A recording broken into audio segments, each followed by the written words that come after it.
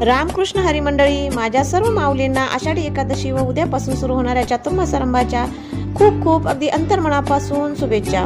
मी अनिता तोडकर, अक्षय कर्मयोगिनी व अन्नपूर्णा चॅनल मध्ये तुमचे स्वागत। एकादशी व दुप्पट खाशी या म्हणीप्रमाणे ज्यांना ज्यांना दुप्पट खायचे किंवा उपवासात खूप खूप तिखट पदार्थ खाल्ल्यावर पदार्थाचा शेवट गोड करण्यासाठीचा हा पदार्थ, काहींसाठी हा अपरिचित अनोळखा असा हा पदार्थ असेल, त्यांनी तर जरूर जरूर चवीनं खावाच।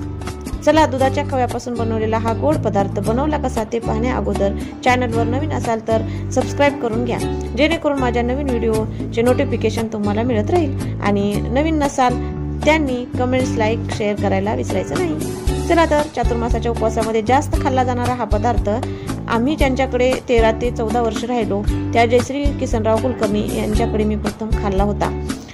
तसे अनेक नवनवीन पदार्थ मला त्यांच्याकडे पाहायला मिळाले, आवडल्यास मी ते करून पाहत गेले।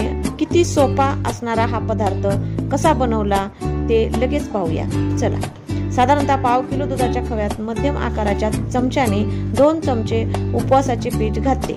हे पीठ 2 वाट्या भगरीत 1 वाटी राजगिरा व अर्धा ते पाव वाटी भाजून फुलवून हलका केलेला साबुदाणा यांचे दळलेले पीठ आहे। ज्यांच्याकडे जायफळ चालत असेल त्यांनी 2 छोटे चमचे पूड घालावी, नसेल तर फक्त विलायची टाकावी। मी जायफळ व विलायची पूड प्रत्येकी 2-2 चमचे टाकली, त्यात चिमूटभर सोडा घातला।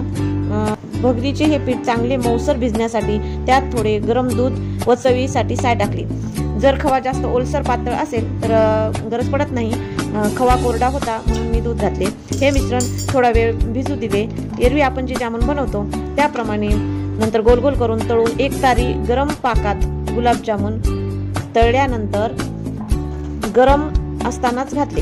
काही वेळातच खाण्यास तयार होतात आपले सुंदर चविष्ट गुलाबजामुन। हे गुलाबजामुन तुमच्यासाठी देऊन पुन्हा एकदा चातुर्मास आरंभाच्या व एकादशीच्या सर्व माऊलींना शुभेच्छा व रामकृष्ण हरी। व्हिडिओ शेवटपर्यंत पाहिला त्याबद्दल खूप खूप खूप धन्यवाद आणि खूप खूप खूप धन्यवाद।